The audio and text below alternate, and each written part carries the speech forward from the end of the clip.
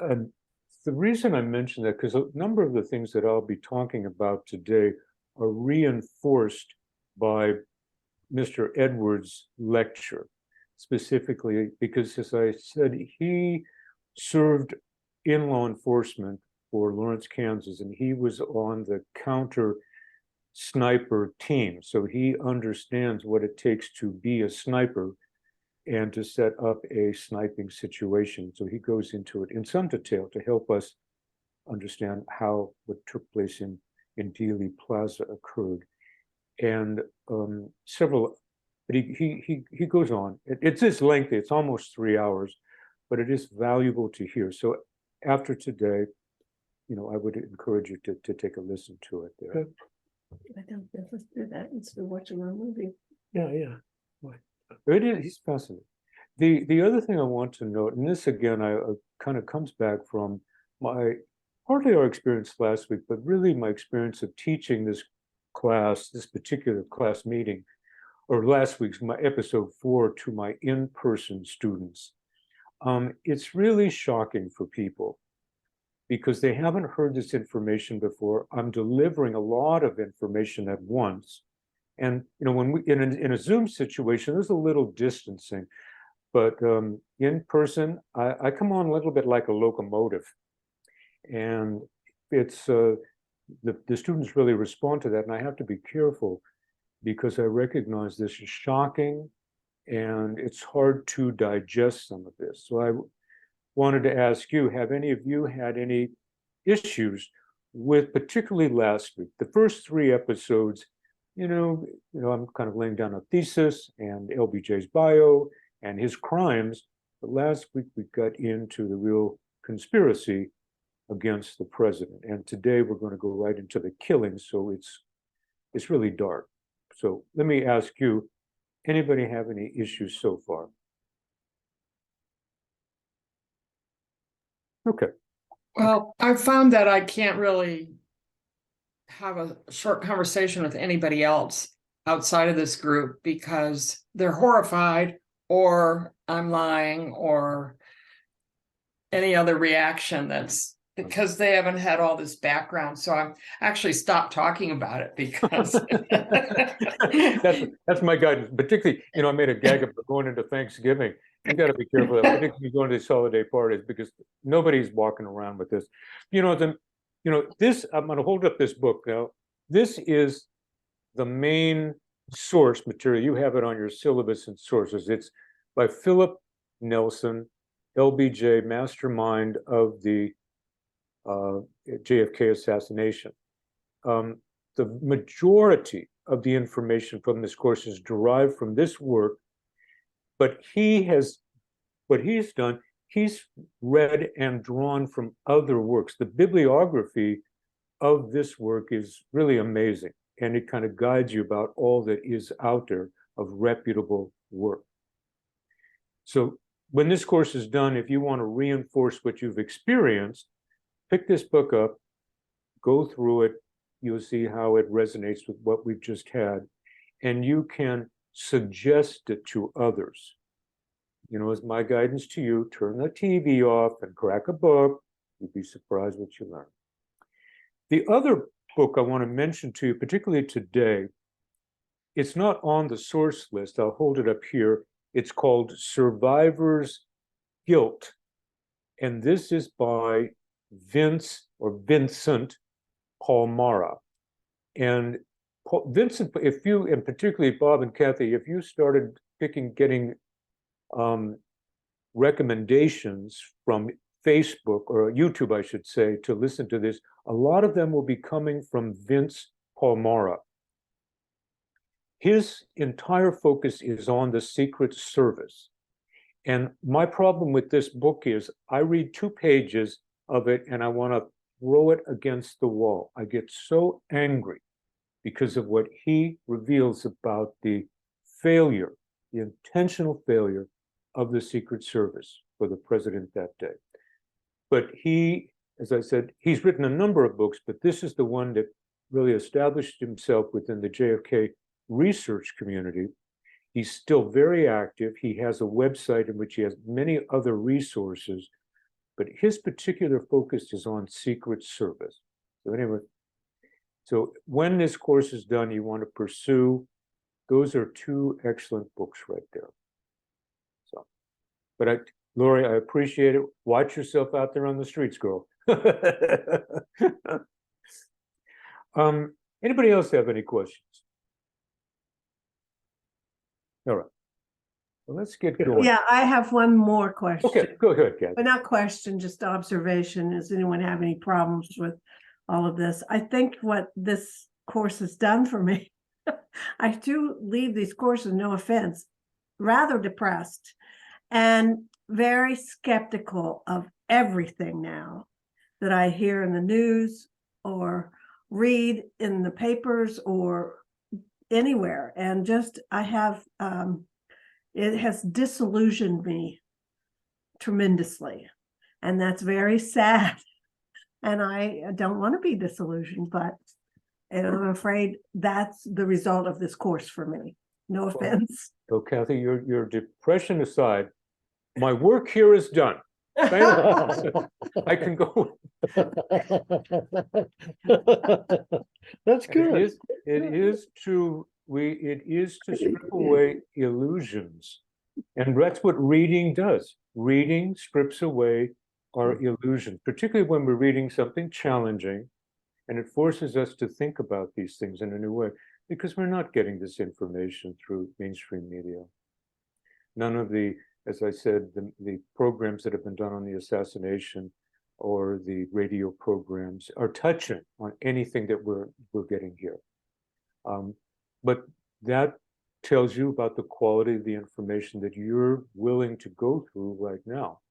And we should, you know, as I've said, this government of this nation, which was established in 1789, you know, after the second congressional convention, constitutional convention, really was based on suspicion. We must suspect people in power. Do not trust anyone in power. That was the underlying message of that constitutional convention.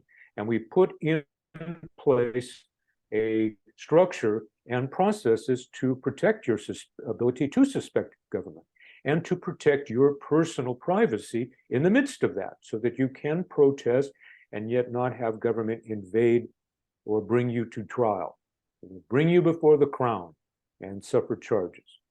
That was what this government was established. But post-World War II, a lot of that was been stripped away, particularly in 1947 with the National Security Act.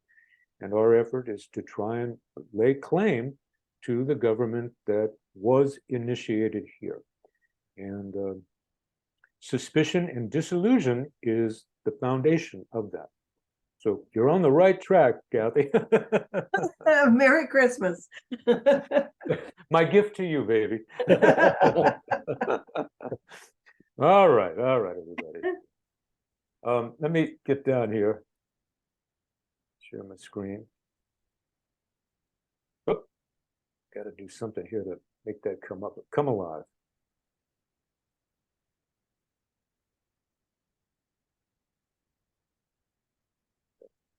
Take this back here, and then there we go. There we go. There we go. Okay. So here we are, and this is coup d'etat. And what I will be revealing to you is today that we are no better than any third world country, because we can do a coup d'etat just as well as they can. Mm.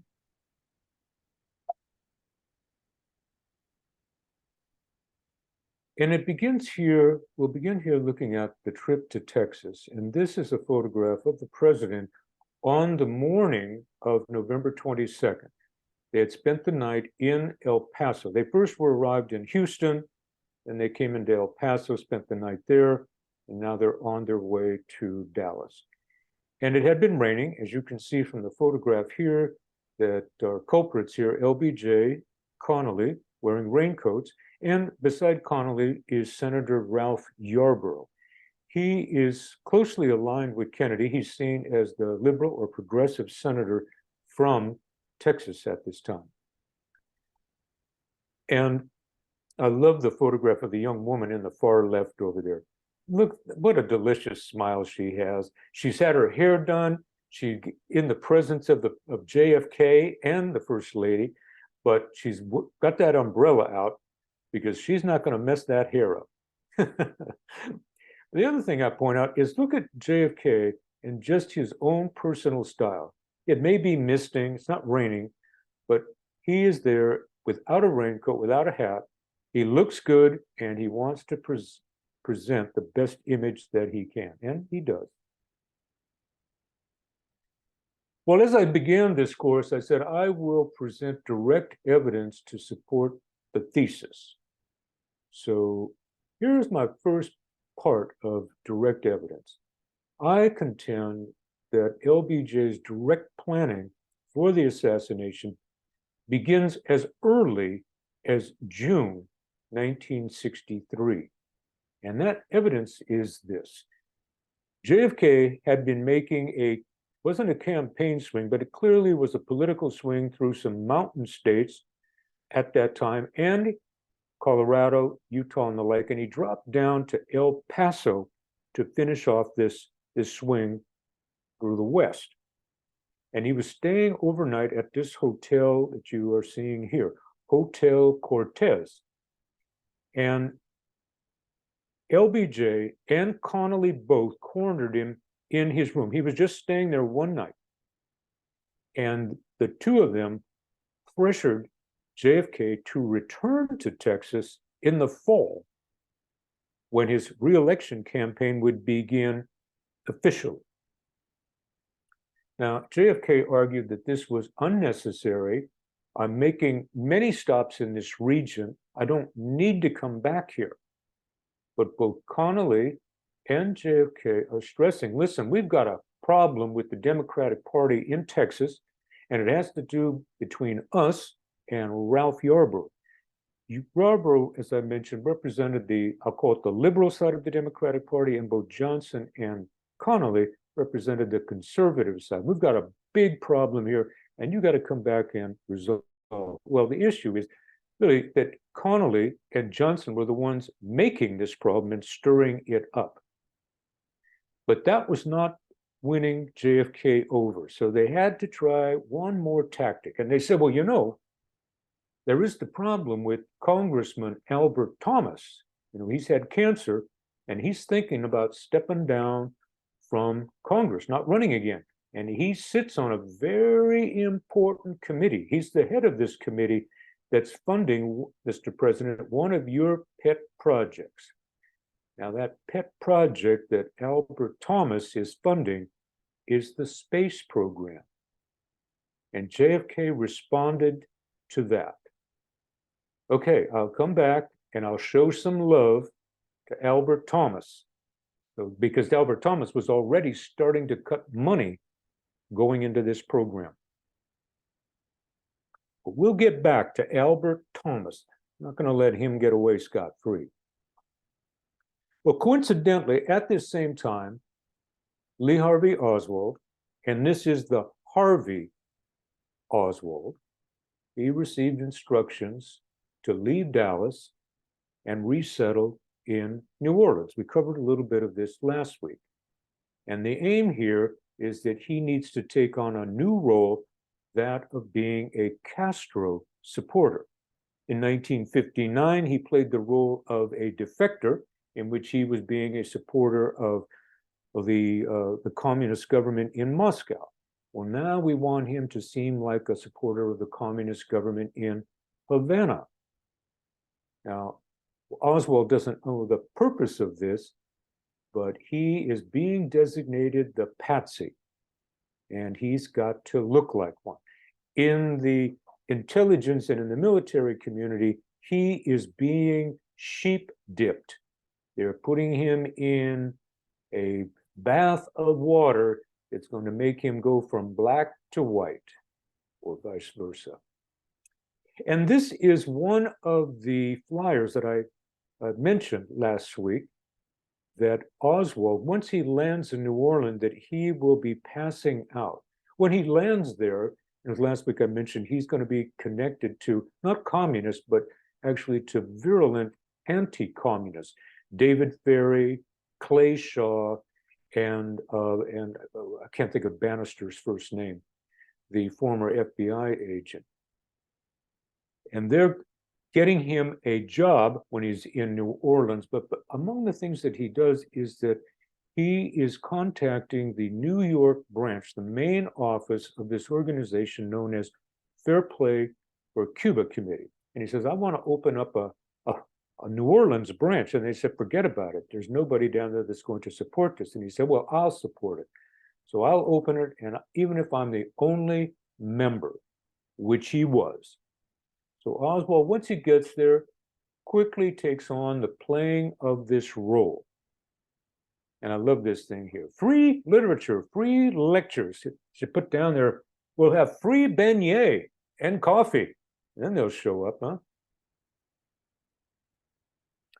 Well, at this point, and we're now in the fall, there are various plots to kill the president while he's on this campaign trail.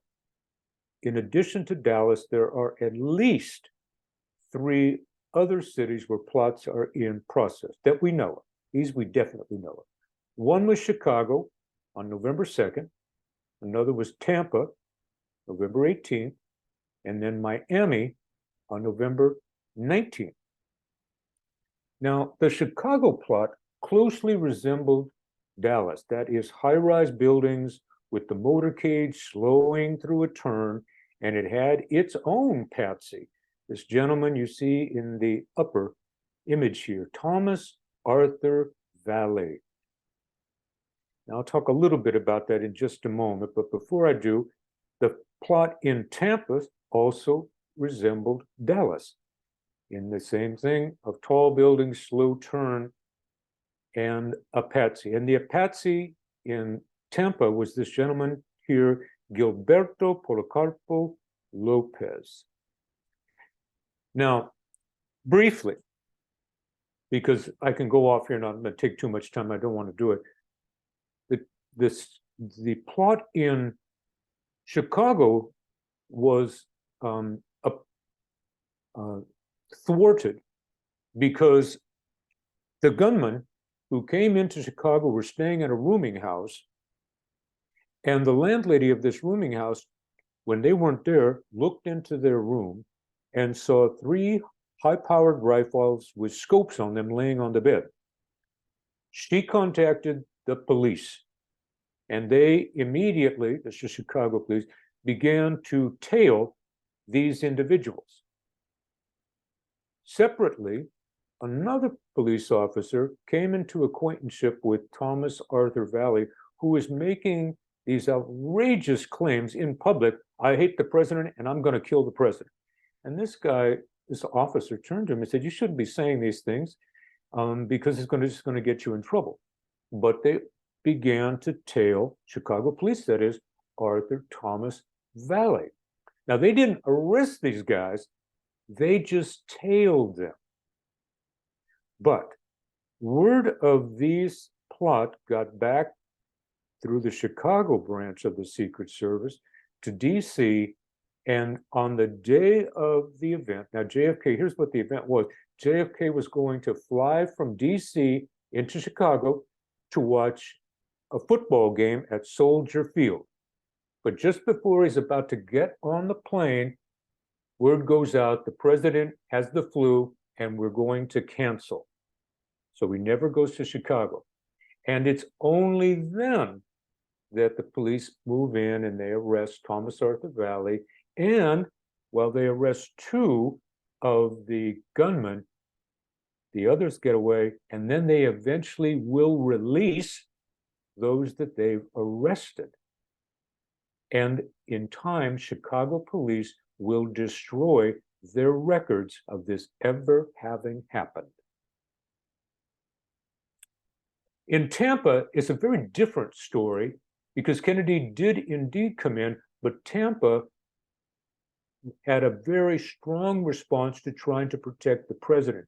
Tampa has a police force of about 250 officers. They called out 4/5 of them. They had 200 of their officers on duty that day. and they made a call out to surrounding communities to ask their officers to help support them. Plus, the nearest military base contributed 800 service people to both line the streets and infiltrate the crowds along the motorcade. So there was protection every step of the way, and it was like a 26-mile motorcade as opposed to the 12-mile motorcade in Dallas. And nothing happened to the president as a result of that intense security protection in Tampa. However, the following day, Miami did not have that kind of response. As a result, instead of taking a motorcade from the airport to where he was about to appear, they went by helicopter. So the president was never going to be vulnerable. But none of this information was relayed to Secret Service in Dallas or the authorities there. I dare say if they got it, they wouldn't have paid any attention to it anyway. But anyway, there is some background on events that were already in the making. They weren't going to let JFK get out of November alive. As I note here, while LBJ's maneuvering to kill JFK in Texas was evident during June, he'd been plotting this for months, I dare say, once his Billy Saul Estes and then the Bobby Baker scandals hit. And while he was aware of plots in other cities, those were not under his direct control. Those were entirely CIA and others. But he nonetheless would have been the beneficiary of them. He is the mastermind in Texas, in Dallas specifically, because in there he can manage all the moving parts, especially the cover-up, which we will get into next week. In mid-October, LBJ is going to isolate himself on the ranch near Austin. He's there to help focus on this. He also is avoiding the press because the press wants to interview him about Bobby Baker and everything that's breaking loose in DC, and he doesn't want to talk about it. No one outside of his small circle of henchmen knew what he was doing. But during this time, presuming that these other plots would fail, he was reviewing and finalizing the details of the open-air assassination that was set for Texas. And even though it's going to successfully occur in Dealey Plaza, it is considered by the research community that if they didn't get him in Dealey Plaza, there would be another attempt at the venue where he was driving to. And if they didn't get him there, they were going to get him on the following day, that's December 23rd, when they were to have a barbecue, a fundraising barbecue for Senator Yarborough. And he would be very vulnerable to that open air space out there. But funnily enough, they weren't selling any tickets to this barbecue. And Ralph Yarborough kept saying, why aren't you selling any tickets to this? I dare say it's because they didn't think that barbecue was ever going to happen. Well, financing for the operation, we had mentioned a little bit last week, it had been arranged with help of two among them, but these two Texas oilmen, H.L. Hunt and Clint Murkison. And there is old H.L. Hunt raising Old Glory in front of his home, which is modeled after Mount Vernon. The various shooters had been, or shooting teams is probably a more appropriate way, were in country, and they'd been trained, armed, and ready to be paid for their services. Now, one of the things that we will get into it mostly today a little bit is that the protection for the president will end the moment the motorcade leaves Main Street and makes that turn into Dealey Plaza on Houston. Once he gets in there, all protection against the president is stripped away. The only people looking out for him, and one will argue, are they really looking out for him, are the Secret Service agents in the follow-up car. There were no police in Dealey Plaza except for the motorcycle officers that were part of the motorcade. All sheriffs and police were ordered to, by their bosses, Decker and Curry, to stay out of Dealey Plaza. There will be a host of people who suddenly appear showing identification badges as if they are Secret Service. But these are all false identifications by members of the killing team. Now, these false Secret Service credentials were created by CIA's technical service chief, this gentleman that I'm showing here, Sidney Gottlieb. Now, he goes by another name by many people that follow him. He's known as Poisoner in Chief because his real skill for the CIA is in developing poisons. You may be asking yourself, wait a minute, why is the CIA creating documents, or how can they create documents for Secret Service? And that's some reasonable questions. The Secret Service is part of the Treasury Department. The Treasury Department, certainly in the United States, is not, if not the greatest, largest printer. It is among them, and it may arguably be the largest printing house in the world.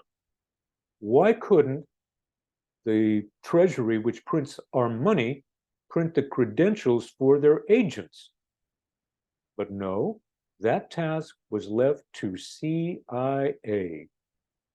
And so they were able to mock up a number of false identifications that were shown to people, and it dissuaded people from searching further on the grassy knoll on the 22nd. As I note, LBJ's personal involvement focused on the planning of the motorcade and the breakdown of security by every agency that had a piece of that responsibility. And here is the motorcade moving through Dallas there. Here is the motorcade just after it has made the turn from Main Street onto Houston Street. And it's at this point specifically that the handoff from the authorities to the assassins would be completed. This is a famous photograph, unfortunate, and I'll talk about the photographer in just a moment. His name is James Altgens. He'd been taking a series of photographs before this. This one on the roll that he shot that day is number 5. So this photograph is usually in the research community referred to as Altgens number 5. Now, there's a lot of revealing information in this, but because I don't have the full image, I don't want to talk at length about it, but I'll go on here. I just want to bring it to your awareness because you'll occasionally see this. And you can see the presidential limousine, and right behind it is the Secret Service follow-up car. Now, the whole reason they're on this route has to do with the venue. And this is a look, an appearance of the Trade Mart at that time. That is the early 60s. Now, this is where Connolly plays his role in the Dallas plot. Aside from what he did in June, trying to persuade him to come on back, Connolly, as governor, once they got the agreement that Kennedy's going to come back in November, he injected himself into the planning process. Now, the president has his own advance team that does all this with him in conjunction with Secret Service. But Connolly, he used his prerogative as governor to say, oh, no, I'm going to do some of the planning here. But what he's really doing is playing a deadly role. And I'll show you here.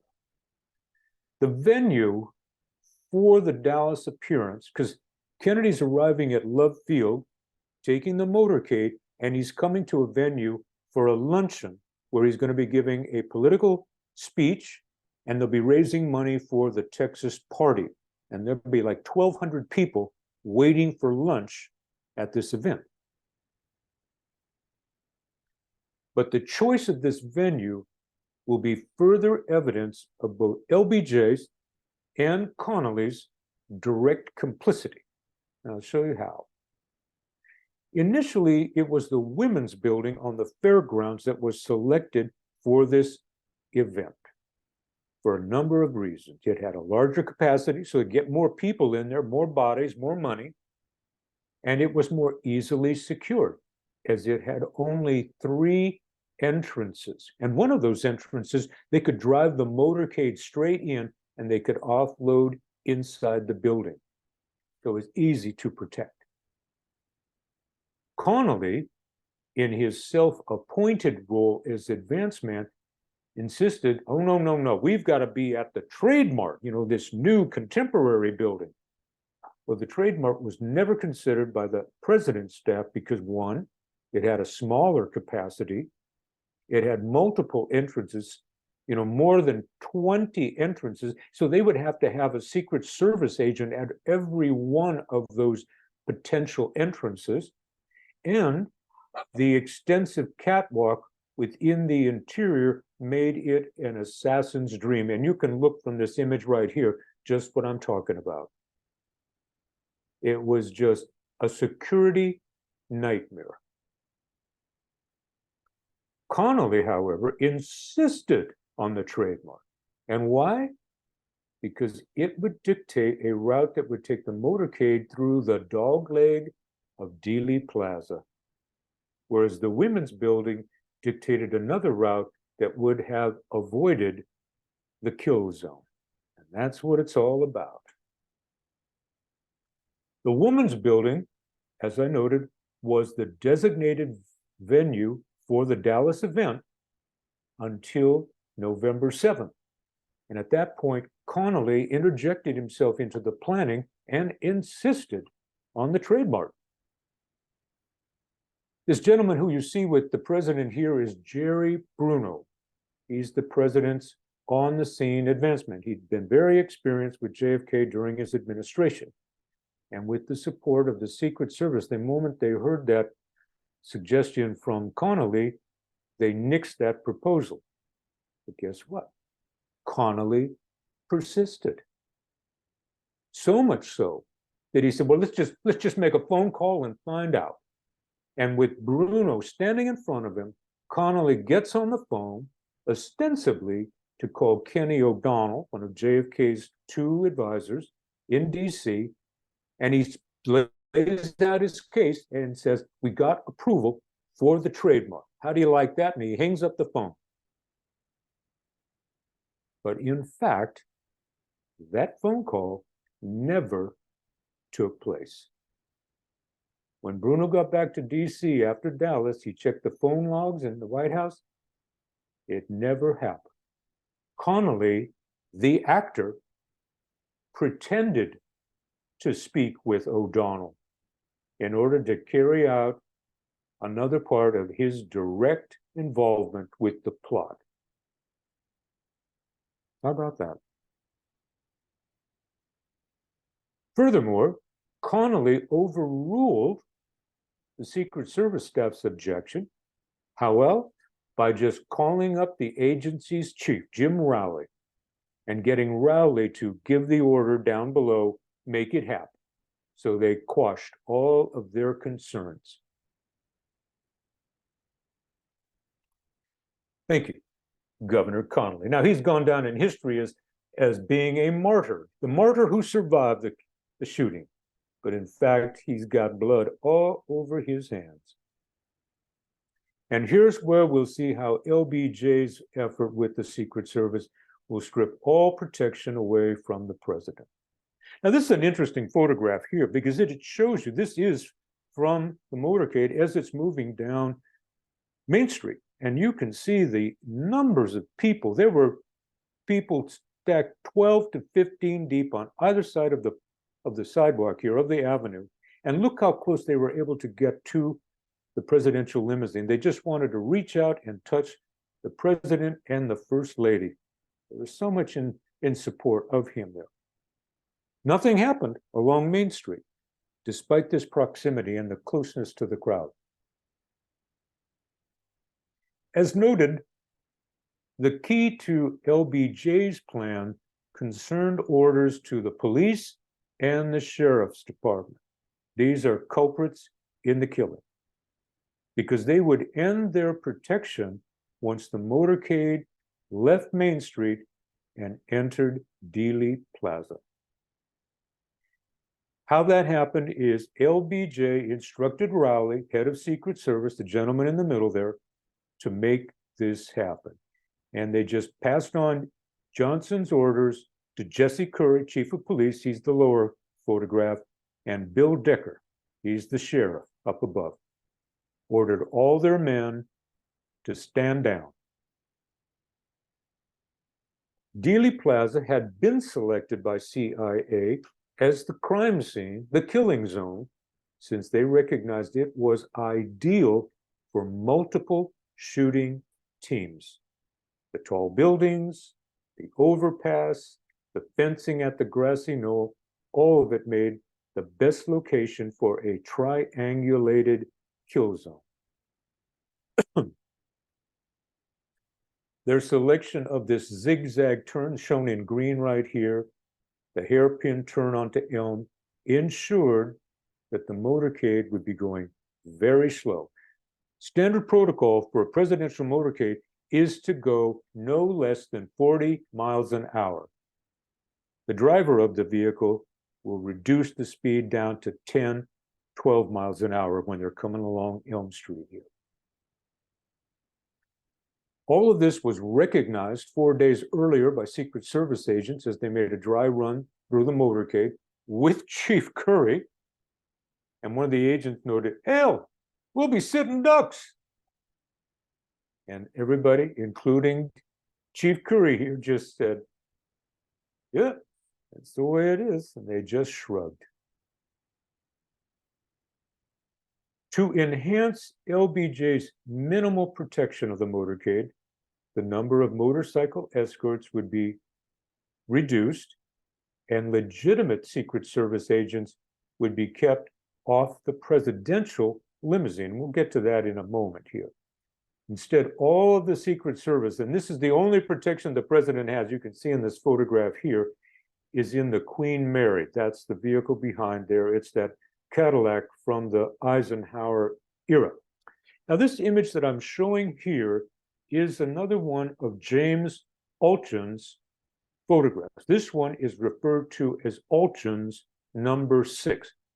Now, what I'm showing here is an edited version. It is reduced. There's more imagery. There's like 20, 25% on the left and the right. But for my purposes, I'm just showing this much, but I'll get into this photograph later. But I'm going to point out a couple of things right here in this photograph so that you're aware of them when we come up later. So I'll swing my cursor around up above here. You can see this building that's in the background here, this brick building with the fire escape on it here. This is the Dow Tex building. And on these fire escapes here, you can see a gentleman sitting right there where I'm swinging my cursor around. This custodian, he's a black man, he's sitting on the fire escape, and he'd been looking as the motorcade was driving toward him. His custodian closet is this black space right below him here. It is a private closet that seemingly only he had access to. But I want to call out something here. You'll notice how very black it is in comparison to some of these other windows. I'll talk about that later. Over here is the entrance to the Texas School Book Depository. We'll talk about this area as well, but I want to call your attention to how dark it is inside this doorway. There's a reason for that. So let's go back a day. Let's go back to November 21st. At this point, during the evening of November 21st, on the way from Houston, because I remember they landed in Houston and they did a little motorcade there and a fundraising dinner there.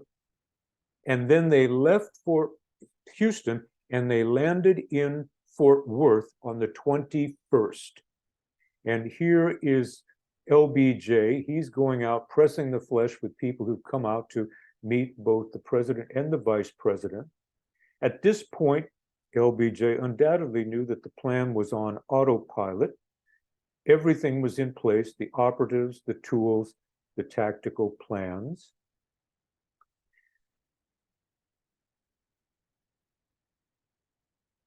The operation was subject only to any last-minute decision from LBJ, and LBJ alone, to abort the mission. LBJ knew enough of the details of his grand plan to know that every contingency had been accounted for by this point. And this image that I'm showing here is of the motorcade in Houston. Now, I'll point a few things out here. You notice they're not in the presidential limousine. They're using a rented Lincoln. The president is sitting with the first lady and Governor Connolly at this point right here. Motorcycles both behind and in front alongside. Crowd at this point kept back right there to some degree. No incidents took place in Houston.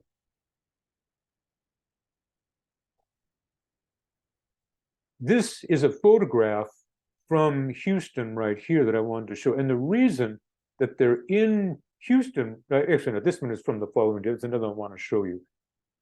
They flew into Fort Worth Thursday evening, okay, having had a fundraising event in Houston and a motorcade. I'll talk about that in a moment. But with this, LBJ's confidence that the plan will succeed is just increasing. Everything's falling into place as he's imagined it would be, and he can see that he's going to stay out of prison, and his chance of becoming president are right within hand. So they've arrived in Fort Worth that day, and that night in Fort Worth, after checking into the Texas Hotel, LBJ leaves Fort Worth and he takes a private limousine 30 miles away to Dallas. And he's going to attend a party at Clint Murchison's home. Now, this is Murchison's home here, and the Murchison party, in reality, was to allow the principals of the enterprise, most of them were there, were to get one last look at the operational readiness of the plan, because it was essential that it succeed or they would all be in trouble.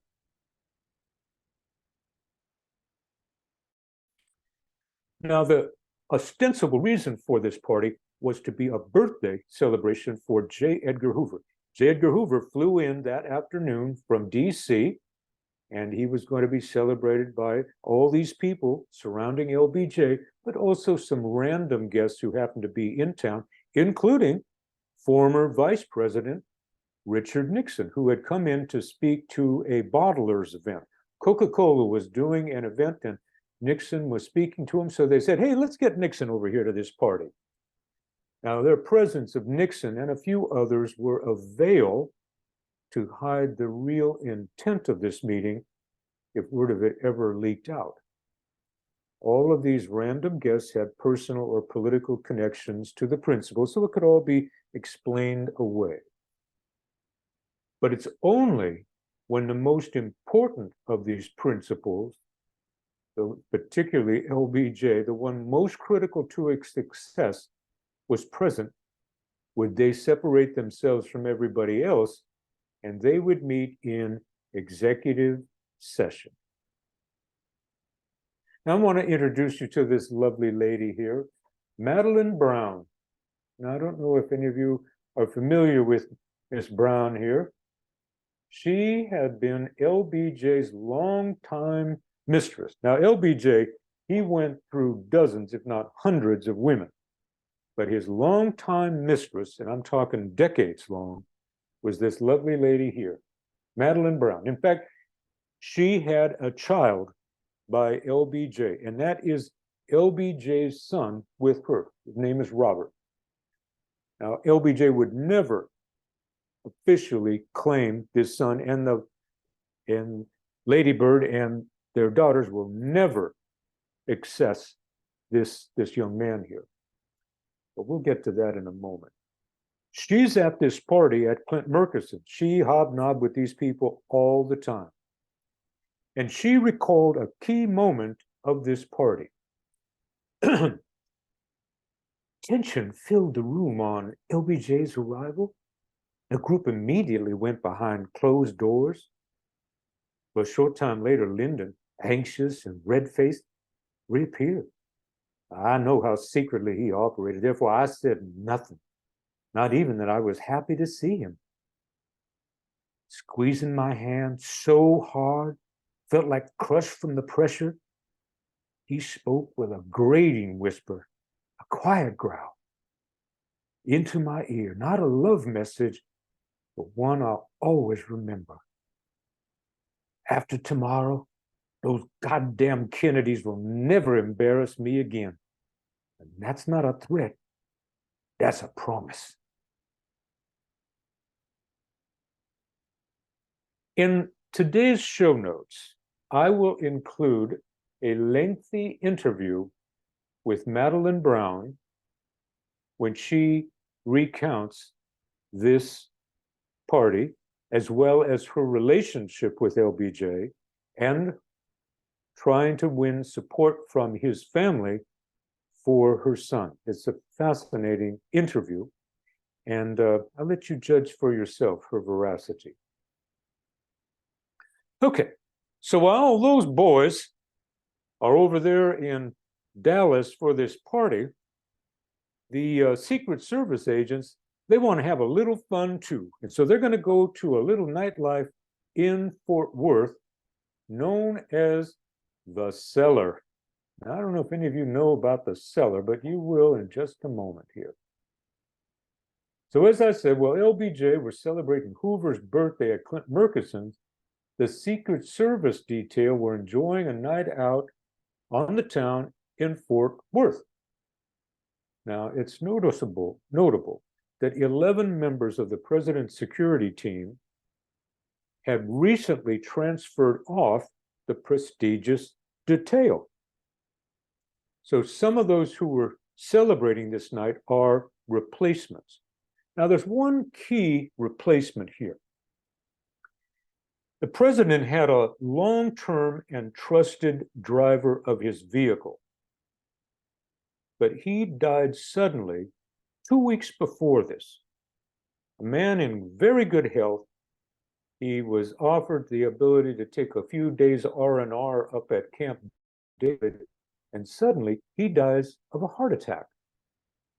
Now, Secret Service advised the family, oh, you don't want to do an autopsy on him, you just want to get him buried, and they did that. So we don't really know the cause of his death, but he was replaced by a gentleman named William Greer. And William Greer is a scalawag of the first order. So these Secret Service agents, when they've arrived in Fort Worth on the 21st, they're going to go out and party. And they're going to leave JFK, the president, and the first lady alone in their hotel room, Texas hotel room, and they're going to leave firemen looking after them while they go out and have a good time. If you're going to try and kill somebody, one would think that that would be the perfect opportunity, is push past those firemen and just go in and shoot the president in his room, because that's all that was protecting him. Several Fort Worth firemen. Anyway, these Secret Service agents, they go off on a night of non-stop drinking, and it begins at the Fort Worth Press Club. Now, ostensibly, they're going there to look for food, but food ran out, but the liquor kept flowing, and finally, they shut the club down on them. But the Secret Service agents, they want to keep on carousing, so they go to the Cellar. Now, the Cellar, at this time in the 60s, we would think of it more of a coffee house, a beatnik house. And there is its owner, Pat Kirkwood. It was an after-hours coffee house. They had no license to sell alcohol, but he would distill his own moonshine, Everclear, and he would serve Everclear mixed with grapefruit juice to his clientele. And there's him with one of his girls right there. And this is where the Secret Service agents ended up at 2 a.m. And they're going to be there till 5 a.m. And they're going to have a good time, because the bar girls are dressed in panties and pasties. And they're dancing and drinking, and they're having such a good time. When they left, 2 of these Secret Service agents had lost their weapons, and a whole number of others lost their IDs. I'll tell you another gag. In the midst of them having a good time here, all of a sudden, they hear the voice of John F. Kennedy coming over the PA system. And these guys freeze. And what it was? There was a comedian who did voice impersonations. And one of the voice impersonations that he would do at this time was of JFK. And so he steps out from behind the curtain, and oh boy, suddenly all these Secret Service agents breathed a sigh of relief. The comedian who was doing an impersonation of JFK that night, or that morning, I should say, in the cellar, was none other than George Carlin. He was developing a character that he was working at a radio station at this time, but he was developing a stand-up comedy routine. And one of his early characters that he was developing that later went on, got him fame, was the hippy-dippy weatherman. Anyway, Carlin recounts this episode at the cellar right there that evening. Small world. So here it is now at Love Field. So all these Secret Service agents, they leave the cellar at 5 a.m. and they show up at the airfield in Fort Worth to take the short hop from Fort Worth to Dallas. And they've now arrived hungover at Love Field. And you can see these 2 aircraft here. The blue is called Air Force One because that's the one the president has arrived on. The one in red is called Air Force Two because the vice president has arrived on it. But in fact, both of these aircraft are identical in every manner. It's only becomes Air Force One when the president steps on it. So if the president went back and stepped on the one with the red streamline paint there, that would become Air Force One. But he came on Air Force on the blue one here, so that is Air Force One. That'll make more importance to us next week when we talk. So here it is, Friday, November 22nd. Air Force One and Air Force Two flew from Fort Worth to Dallas on an 8-minute flight. President First Lady welcomed by Dallas officials. Soon after, they moved toward the crowd of people who'd come to the tarmac to greet them.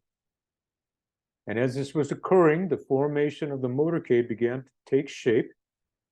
Noted earlier it had been raining, but now the skies had cleared. There was some question, should we use the plastic protective bubble?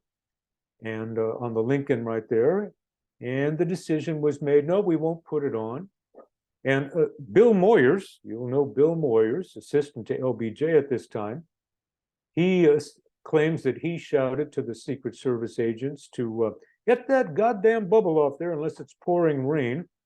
And as Vince Palmara, person I mentioned at the opening of this class, he said that the likelihood of the Secret Service agents ever listening to a press agent like Bill Moyers on something like this is negligible, to say the least.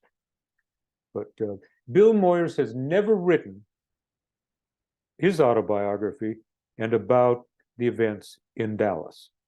As much as he's written and talked about other things, he's never written on this.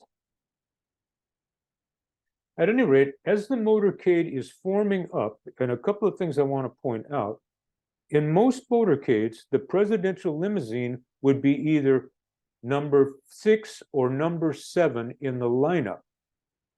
But in Dallas, by orders of the Secret Service coming through LBJ, the presidential limousine was moved up to vehicle number 2. So there was the pilot car and then the presidential limousine. Also, in strict in contrast to all other motorcade, the press vehicle with cameras, that is motion picture cameras, filming cameras, which would be stationed on a flatbed truck, that would always be positioned in front of the presidential limousine to film the presidential motorcade as it is moving through there. but they took that press vehicle and moved it back deep into the motorcade. I think it goes back 5 or 6 into the motorcade. The other thing that Secret Service here, again, hold at the orders of LBJ, is that the Secret Service agents who normally would ride on the rear end of the presidential limousine were ordered off. Here is a still image I will send to you along with Madeline Brown's interview. I'll show you a short clip of the Secret Service agent in charge that day, Emory Roberts. I'm going to take my cursor here again just to give a glimpse. This gentleman here, whose image I'm circling, this is Emory Roberts. He's going to stand up in the vehicle and he's going to order this agent here, Don Lawton, to get off that vehicle. And if you're going to go anywhere, get into here. And Lawton shrugs his shoulders. And Lawton is saying, well, where am I supposed to ride? In fact, we'll see him in the moving image of this. He's shrugging 3 times. Why am I not riding back here? Why am I left here? Because there's no room in the Queen Mary. All right. There is the Queen Mary right there. All the secret, that's the only protection the president has with those guys right there. LBJ's own car is a rented Lincoln. And here we can see him, and it's going to be number 4 in the lineup, but it'll be 2 to 3 car lengths behind the Secret Service. But what I want to point out with this, I want to show faces here. These are all convertibles, a lot of sunshine that day. This gentleman here to the far right that I'm with my cursor here, this is Senator Yarborough. Here's Lady Bird. And look at them, they're smiling, they're waving to the crowd. Look at LBJ. He's sitting right next to Lady Bird. He's looking straight ahead. There's not a smile on his face, and he's not waving to anybody. I also want to pay attention to this gentleman here. This is Secret Service agent Sam Kinney. We're going to talk about Sam Kinney next week. He's the driver of this vehicle. Get off of that right there. The film camera, as I mentioned, normally would be directly ahead of the president. It was moved far back in the motorcade. In fact, it was 6 cars back. This car here, it has print press in the back. They're there, they've got still cameras, motion still cameras, and their notepads. Up here where I'm waving my cursor right now, that's where the film camera is at. And, you know, they're trying to take pictures from behind, and that's just no good. We're going up Main Street here. But that's all by intention. We don't want any photographs of what's about to happen. In addition to the order lineup of the vehicles, there were other changes from the established protocol.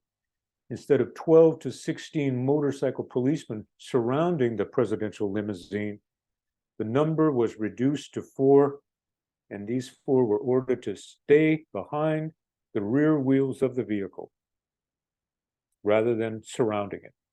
And the reason given by another Johnson is says, well, that's the way the president wants it. He didn't like them. Of course, the president wasn't here to say, no, I didn't give that order at all. Okay, I want to stop for a moment right here. I don't have a chapter break, but I want to stop right here, give you an opportunity to step away if you'd like to for 5 minutes or so and get something to drink. But I'm also available to answer any questions that you have about this amount of information that I've presented to you here.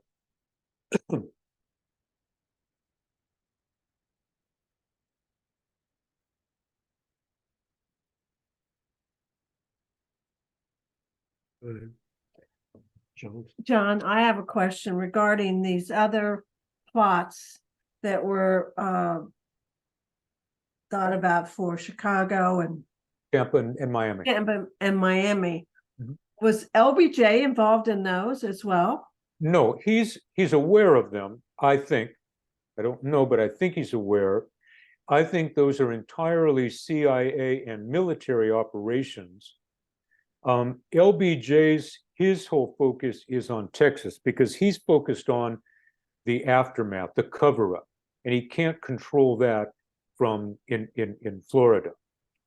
But he will be the beneficiary. If JFK is murdered in Florida, he will be the beneficiary of it, but he's not controlling it the way he is in Texas. And Okay, yeah. my next question is, with all these variations on the way procedures have been done in previous parades or motorcades or whatever, Kennedy didn't have any, concerns about this being different or change, question? Or any of his staff. That's Yeah, other the thing, staff. I just can't. He had little awareness of what was going on around him. He put his trust in the Secret Service. Now, I'll go back. There is a significant individual. I don't talk about him. He's one of those 99,000 pieces that I've swept off the table here. But his name is Abraham Bolden. Bolden was a police officer in Chicago, and he had the opportunity to become a member of the Secret Service. And he was serving in Chicago when Kennedy made a visit there. And Kennedy, and he thought he admired Kennedy a great deal, but they put him on bathroom security detail at this auditorium where Kennedy was to appear. But by chance, when Kennedy arrived there, the first thing he wanted to do was hit the men's room. So he comes downstairs, and who's the first person he runs into standing at the men's room? It's Abraham Bolden. And Kennedy introduces himself to Bolden, and he says, how would you like to be on the presidential detail? And Bolden said, I'd like that very much, Mr. President. So Bolden, Kennedy just reached down and pulled him onto his presidential team. And this was everything that Bolden had wanted. Bolden served on this team for 1 month. And he recognized that the people around JFK hated him and were racist. And he elected, instead of staying on that team, to get off and go back to Chicago. And he tried to warn the president of who was surrounding him, but that message didn't get through to him. It did get through to his brother, Robert. Robert had been working since February of '63 to bring about legislation that would enable the president to choose his or her own security detail. They wanted the marshals, the U.S. Marshal's Office, to protect them, and not the Secret Service detail, because it had become a corrupt organization. They're just bad. Wow. Anyway, Abraham Bolden, I won't go further about Abraham Bolden. He's a fascinating character, got a great story to tell, but he gives us insight into what it was really like on that presidential detail at that time. But Kennedy, he trusted them. And he had no idea what was laying await for him in Dallas. Anybody else?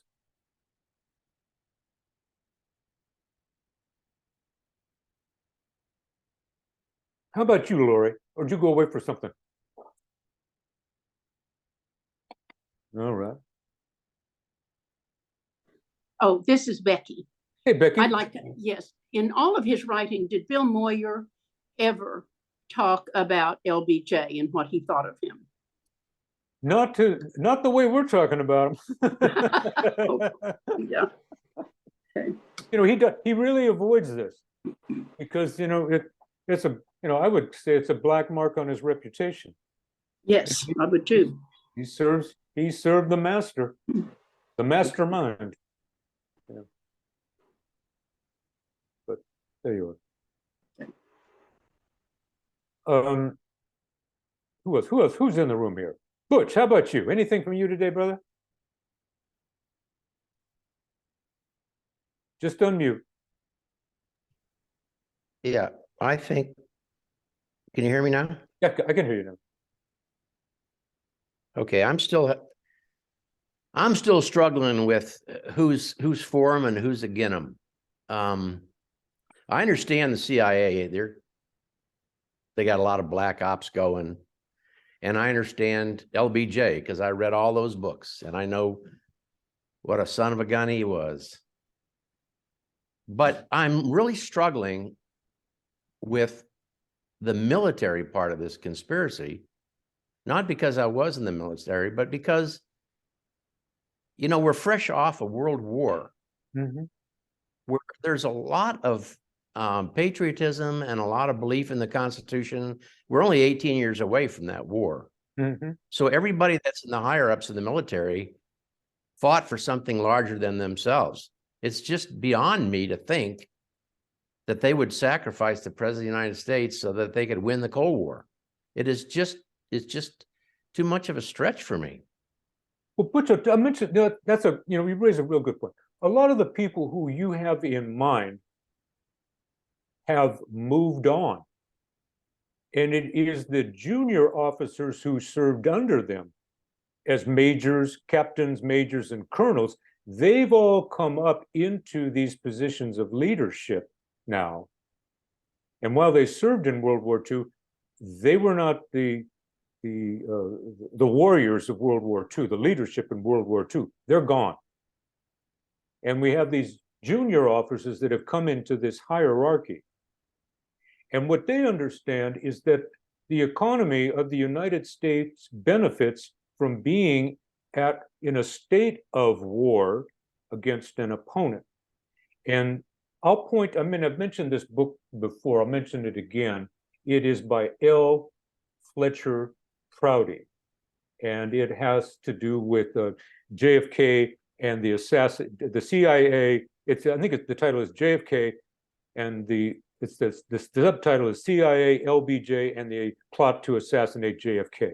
He goes into this subject area deeply, and because he served in World War II, and he transitioned all the way right to the beginning of our involvement in Vietnam, and is very knowledgeable of these individuals there. And he saw the transformation of the military from a 16 million man force down to, under Eisenhower, I think it's down to like 300,000. And the people who are in leadership, they are all vying for positions of power with one another. And in order to build up into a much larger military and more I know I'm laying a lot of stuff on here, opportunities for themselves, they need a 10-year war. And they've been hitting on Kennedy since the moment he walked into office to get into a 10-year war. They tried it in Laos, and he stopped him in Laos. They tried to get a 1-year involvement going into Cuba. That didn't happen with the failure at Bay of Pigs. So now they're pushing hard on Vietnam. They want 10 years at least in Vietnam.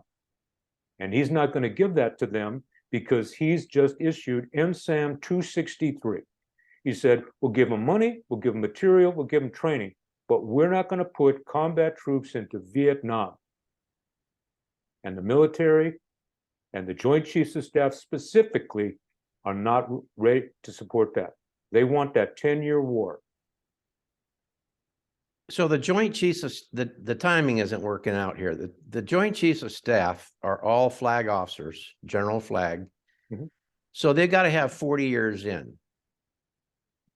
Right? Right. They have to have, at this point, they have to have 40 years in the military. Right. They were the warriors in World War II. Well, the most notable one of them is the one who is serving in the Air Force, Curtis LeMay. He's the most notable of them.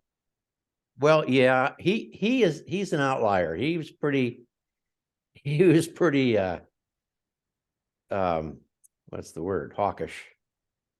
That's putting it mildly. The other one, of course, yeah, is Lyman Lemnitzer. Lyman Lemnitzer, he's recently stepped down as chairman of the Joint Chiefs of Staff. You're right. I mean, your point is, well, they did serve, but they were not the ones who had the kind of experience, let's say, that the MacArthur's and the Eisenhowers had and their recognition of what war would really entail. Eisenhower took our military down to this, of course, we were relinquishing, that's the only term that comes to mind right now, 1 million people a month at the end of World War II. And we had come down to something now, a conventional force of 300,000. And we were not about to build that back up. But there was pressure from the military, these military leaders, to get back up to this kind of level. And we needed a war to do, we needed some kind of engagement with an enemy to do that. We'll see that. Well, I think it would be interesting. I think it would be, excuse me, I think it would be interesting to see what combat experience people on the Joint Chiefs and the head, the commandant and the Marines and what kind of military experience they had during World War II, because if they were in any kind of combat, there's a brotherhood that is developed that's way beyond these kind of plots. Yeah. Now, the Air Force guy never spent any time in a pup tent. I know that. Right. But the rest of them, they were in harm's way, and they were, the only two I know, they had to build. one is from the Army, it's Lyman Lemnitzer, and for the Navy, it's Admiral Arleigh Burke. Those are the three that I'm familiar with off the top of my head. Arleigh Burke, Lyman Lemnitzer, and I'm blanking on the Air Force guy at the moment. Curtis LeMay. Curtis LeMay, yeah. No, but see, well, I don't want to belabor this thing, but I can't imagine that Arleigh Burke would be part of some kind of a plot like this. I just can't imagine that. Well, that's my opinion anyway. But and I respect it. We'll get into a little bit. We'll see. It won't be Arleigh Burke so much, but he's certainly involved with it. It's really going to be the admiral who is the president's physician, Admiral Berkeley, who's got a lot of blood on his hands. But we'll get into that next week, Butch. Okay. All right. Anybody else? All right, let's move on here. This photograph that I'm showing here, this is of the Fort Worth. This is a breakfast that's taking place in Fort Worth on the morning of the event right there. And at this time, there's one event that LBJ could not control, despite his effort to control it, and that is this. Oops, let me come down here. In Fort Worth that morning, LBJ tried to persuade the president to share his limousine with Senator Ralph Yarborough, person right behind the president right there. But Kennedy adamantly opposed this. He wanted the conservative Democrat Governor Connolly sitting beside him. As he said, there's no political mileage with me riding with a liberal senator through the streets of Dallas. Well, LBJ, knowing that he was putting his co-conspirator in harm's way, argued vociferously, but JFK would not relent. And it got into one hell of a profane shouting match over this. And the First Lady would later remark, it was the loudest argument that I ever heard with Jack, but he was not going to relent on this. Now, whether Connolly knew what was set up in Dealey Plaza is not known. I think he thought things were going to go down in the Trade Mart, which made him more willing to get in that vehicle with the president. But LBJ knew what was going to happen in Dealey Plaza. Which brings us right into the kill zone here.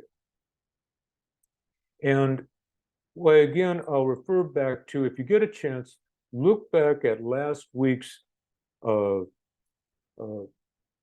message that came from Sandra, where I've included a link to the law enforcement officer, Brian Edwards. He goes into details of how this would have happened. So as the motorcade snakes its way through downtown Dallas onto Houston Street, it comes into Dealey Plaza to its left. And I'll point out again here, this photograph. Here we can see the president. Directly ahead of him is Connolly. And the Secret Service agent riding in the passenger here is Roy Kellerman. And you can see it's a convertible, it's a sunshine day, and a lot of light on all their faces. In fact, you can even see light on the face of the driver here, William Greer. And when it reached Elm Street, had to slow to a crawl to make a sharp turn, 120-degree turn, in fact. And the driver, he almost ran the car into the curb before getting it straightened back out. There we can see it from above. Surrounding it are 4 buildings, more than 6 stories high, none of which had been secured in advance by Secret Service in violation of its protocol.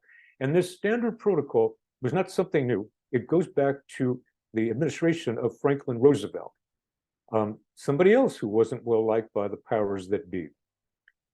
But what it would be is that anytime you passed a multi-story building, every one of the windows in that building had to be closed, and there had to be a Secret Service agent on every floor of every multi-story building. And then there would be I'll call it a field commander, someone on the ground looking up at those buildings. So if someone opened a building, they'd get on their walkie-talkie to the agent on that floor and say, got a window open, get that window shut. They also would have their own sniper teams available on the roofs of buildings to take out anybody who they saw pointing a rifle through an open window. This is standard Secret Service protocol for VIPs and especially the president, and all of it was shut down that day. There's a look at a Texas School Book Depository. You can see these open windows. That's on the 5th floor. Those are employees on the 5th floor. And we have that open window there on the 6th floor.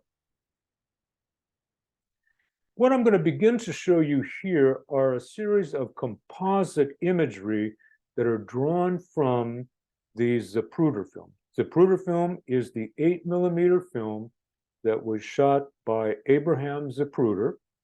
He's a dressmaker whose office building was in the Dow Tix building. He had purchased this Bell & Howell 8mm camera specifically for this event, but when he came into work that day, he left it at home. One of his employees who was aware of this said, "You bought this camera to shoot it, go home and get it." So he went home and got it. And so when the motorcade came through, he was in position. Now, I'll tell you something else. This is then just a little factoid. He couldn't get a good position from the grass overlooking the people. But there was this colonnade, and there was a tall place to stand on it. But Zapruder, he had vertigo.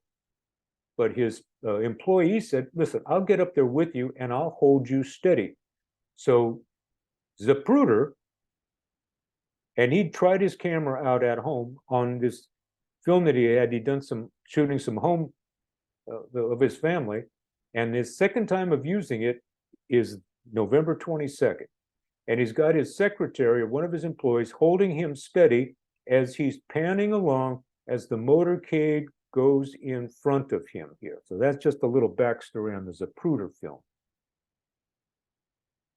And you can see the presidential vehicle, and you can see the Queen Mary. But look how far, look back in the far background here. The vice president's vehicle hasn't even made the turn yet. Look how far, they're not even in view. And there's a reason for that. At this moment, there's two men on the sidewalk on the grassy knoll side of Elm Street right there. And one of them is holding an umbrella, which he alternately begins to raise up and down as the presidential limousine begins to approach. Standing beside what we know refer to as the umbrella man is another gentleman who apparently has a radio and is communicating via radio at this moment. No one other than the shooting teams noticed that yellow stripes had been painted on the south curb of Elm Street. They're about 3 feet in length. They're painted on the sides and the top of the curb, about 3 feet in length, about every 20 feet apart. I'm not sure the exact distance of them, but it is to designate the start and finish of various zones within a kill zone. And as the presidential limousine passes right by the Texas School Book Depository under the Hertz rent-a-car clock, the time showed 12:30, and at that moment, a number of shots rang out. The first gunshot misses wildly. It just goes way over the limousine, and you see here where it hits. It hits on a curb on this south side of Elm Street here, and then fragments of it ricochet up. Some of the concrete that was hit will strike a bystander, a guy named James Tigg. Now, he knows that he's been struck, but he doesn't know that he's been cut. But he begins to bleed from this cut. He's standing underneath the bypass there, the underpass. This is the point of view that James Tigg has where he is hit. And that bullet that I and researchers think is coming from the Dow Tex building. That's the one in the center right there. Strikes the curb, and some of the bullet ricochets up, and it takes out a piece of the support column there for the overpass. 2 more shots were fired now from opposite directions. Shot number 2, I think, comes from the county records building. That's that white building, and I'll go back to that in a moment. That one is going to strike the president in his back, just off to the right of his spinal column there. And when that hits, according to Nellie Connolly, she will note that JFK exclaims, "I'm hit." And this is that image right there. Simultaneously, shot number 3, which comes from the front and goes through the limousine windshield, hits the president in the throat. It's kind of like a boom of these 2 shots. Now, Kennedy's arms, we see in this image here, they're raising upwards. This is thought that this is an involuntary response to the first of these wounds. Now, I'll point out the president, because of his back issues, is wearing a brace, and he does not have the ability to easily get out of the way. He is artificially being held up in his seat right there. And this first shot creates this involuntary reaction where his arms go up and he kind of sits up higher in the seat, making him a bigger target. He then begins to slump a little bit to his left and reaches out, or the First Lady, I should say, will reach out toward him. Before I leave this image here, we've already had 3 shots ring out. Now, these shots may be on suppressors, I don't know, but at least 3 shots have been here. But if we're looking at the person, the Secret Service agent, Roy Kellerman, in the passenger seat here, when just ahead of Governor Connolly, he's never turning around.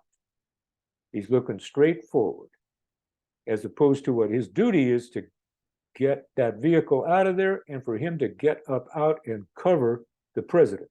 None of that is happening. Here is the beginning of some composite images that I'll show right here just to be able to get the whole look of things.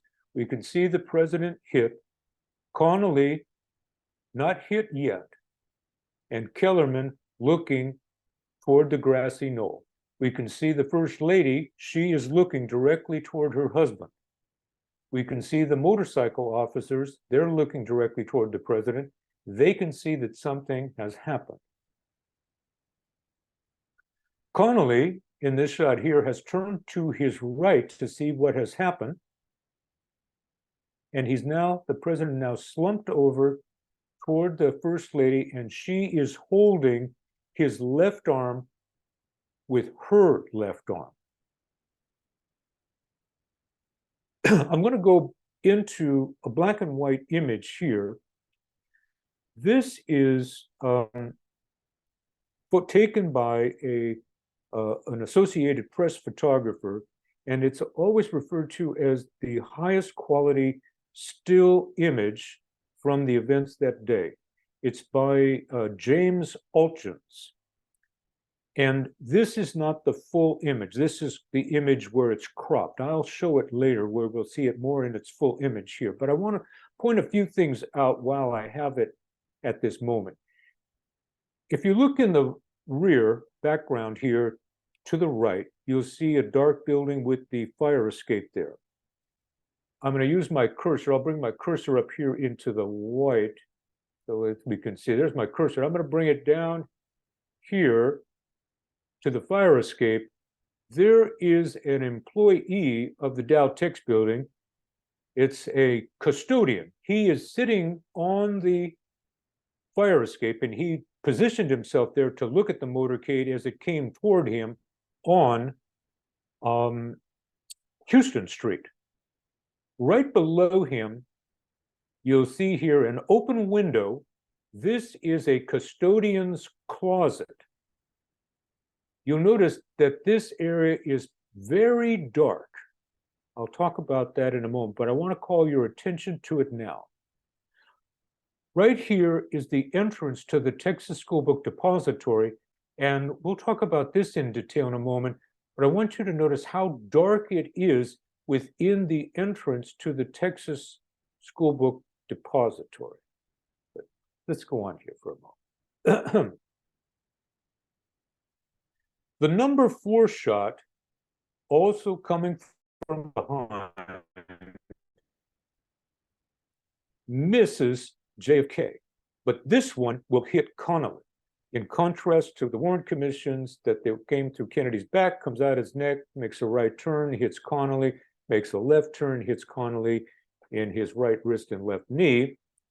Connolly is hit by a separate bullet through his back, comes out of his chest. He may have been hit by as many as 2 more shots, wounding him in his wrist and left leg. In a volley of several more shots, front and from behind, one bullet will hit the chrome strip within the vehicle above the windshield and will leave a dent there, while another one will miss the limousine completely and will land in the grass. And this will be found the following day, and then it will go missing because the Warren Commission is focused on 3 shots and no more. Another shot is going to strike the president from behind, and it will be at the lower right side of his neck. This will not be seen in the autopsy. It'll only be found much later. But from the grassy knoll, a shot is going to strike the president at his hairline just above his right eye. And almost simultaneous with that, another shot is going to, and it's from the side, is going to strike JFK at his right temple. And with this is the shot, because it's considered among the research group that this particular was not a bullet, but rather a frangible bullet. That is one that is intended to break into pieces once it has met an impact. And this is going to break apart and will blow out the back part of JFK's head. And with this blowing out of the president's skull and his brain spraying out and upward, he effectively will be dead and will fall over into the First Lady's lap. This image that I'm showing you here is referred to as the Moorman photograph. It was taken with a Polaroid camera. The right side of it, I'm not showing it right here in this image, has a thumbprint on it. Those of you who will remember Polaroid cameras from this era, you took the shot, then you pulled the film out and you let it stabilize for a moment, and then you peeled it away, and then you wiped emulsion on there to fix the image. Sometime during that process, somebody put their thumbprint on the photograph, so it's there, but it's not affecting the portion of the photograph that researchers are looking at. And this is not a great image of it, I must say. This is one that I was able to find online, but it shows us the direction of where this shot comes from. It's coming from the corner of the picket fence here up on the grassy knoll. And it's simultaneous with the shot that blows out his brain from his temple. And this is it in reverse. This is what the Zapruder image is capturing. These two people here, this is Mary Moorman holding her Polaroid camera right there, and this is her companion, Jean Hill. Jean Hill witnessed the shooting. So Moorman had her eye through the viewfinder, but Jean Hill saw the shot when it came and struck the president at this moment here. And as you can see, Connolly's been hit. Kellerman is not looking here, but look at the driver. The driver has turned back and is seeing that the president is hit. The presidential limousine is driving about 10 to 12 miles an hour intentionally at this moment. With the target hit, the shooters now broke down their weapons and quickly walked away from their positions on the scene, and specifically those behind the picket fence. But these were both witnessed by other people. But when they went chasing after them, they were long gone. As I noted, failure of duty lies right in the lap of Secret Service. This gentleman here to the right is William Greer. He's the driver of the vehicle. The gentleman in the center is Roy Kellerman, and the gentleman to the left is Clint Hill. He ostensibly will be heroic that day, but we'll leave that for history to decide. At no point during the attack did Kellerman, who was riding in the presidential limousine, respond to his sworn duty. Not only did he not rise out of his seat to cover the president with his body after that first shot was heard, he never even turned around. Here he is looking at people waving at him while the president is hit. In sharp contrast, the driver, William Greer, he's the replacement driver. He turned around to see what was happening not once, but twice. He had brought the limousine to a near standstill in the painted kill zone while this barrage of bullets tore into the president.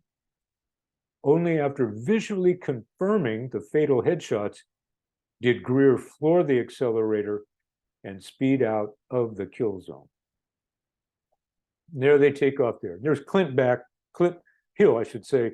He is left the Queen Mary and is coming onto the back of the limousine there as he begins to see the First Lady begin to move. The president is slumped over, as is Connolly in this photograph here.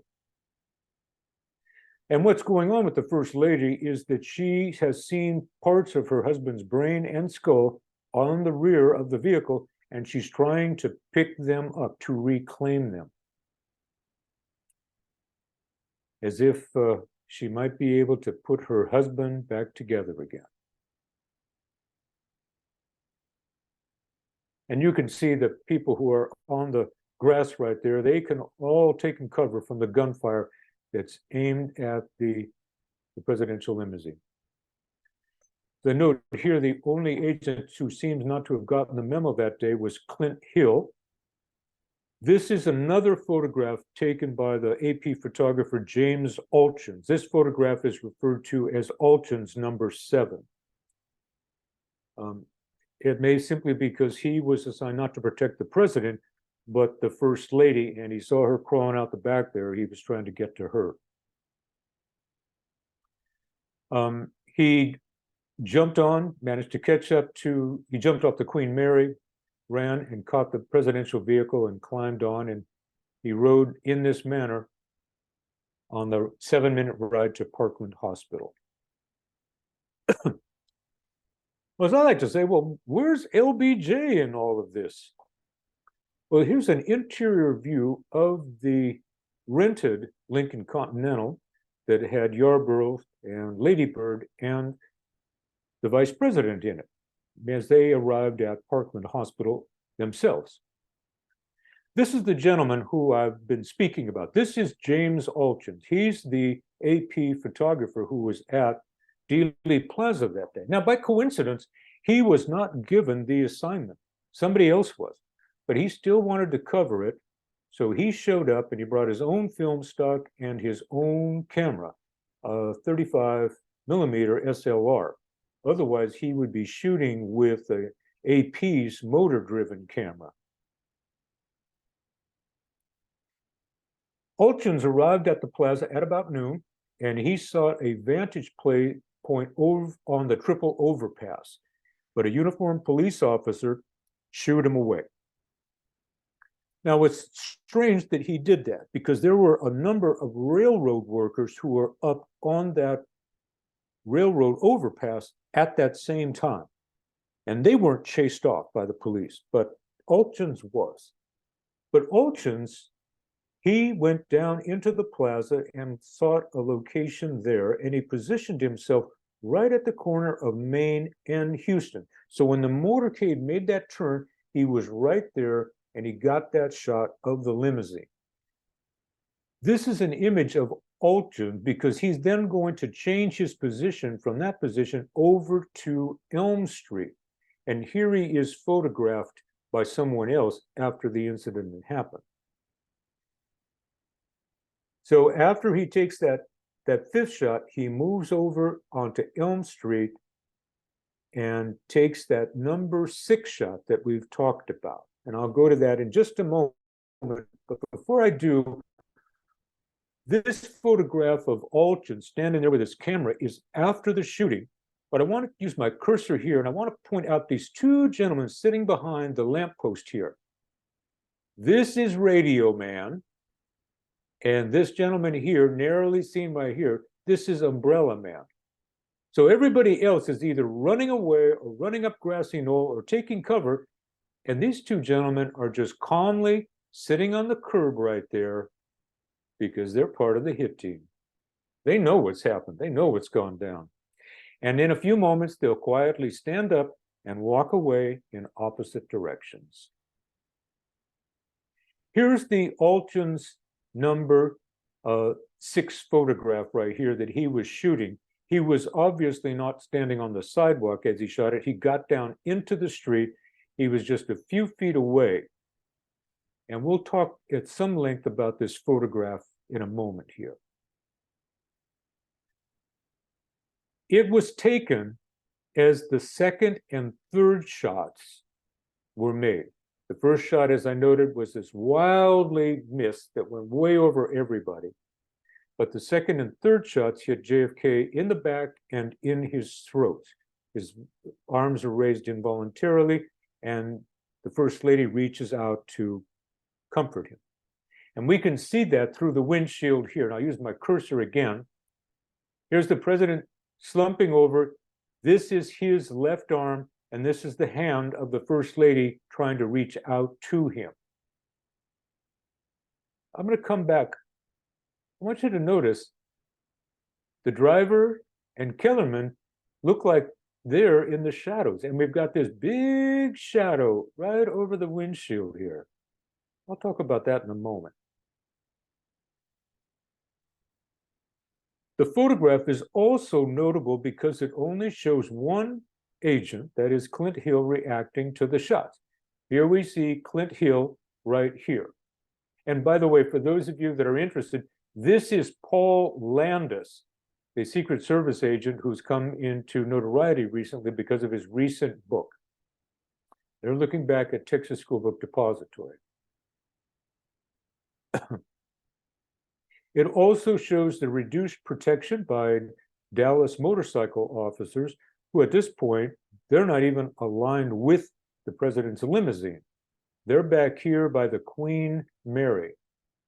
In a few minutes, both of these officers are going to be splattered with parts of the president's brain and blood on their helmets and windscreens. Finally, subsequent attention to this photograph has focused on a man who seems to resemble Lee Harvey Oswald standing at the entrance to the Texas School Book Depository. That's this area that I mentioned here. Here's this gentleman back here. A lot of people initially, hey, that looks like Lee Harvey Oswald. In fact, his name is Lovelady, and he also is an employee of the depository. But it raised a lot of controversy for a while there. But there's something else that's the most significant thing about this photograph. By coincidence, it captures the Lincoln convertible that's being used by LBJ, Lady Bird, and Senator Yarborough.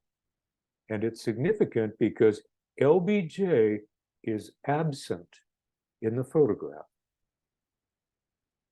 Here's the Lincoln. Here's Yarborough. You can see my cursor swinging around there. Here's Lady Bird. There's no LBJ.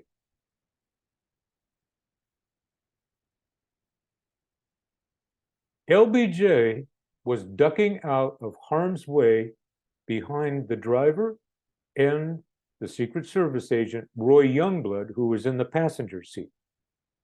In apparent anticipation of the shooting, he had been in this low position, hiding behind the seats ahead of him for 30 to 40 seconds, as noted by Dallas motorcycle officer B.J. Martin, riding alongside him. And as you can see, we can see smiles on Yarborough's face and Lady Bird there. They're responding to the crowd. LBJ, he's responding to what's lying ahead. And what LBJ's explanation is, he had Youngblood turn on the car's radio so he could hear a simulcast of that the radio station was giving of the presidential motorcade.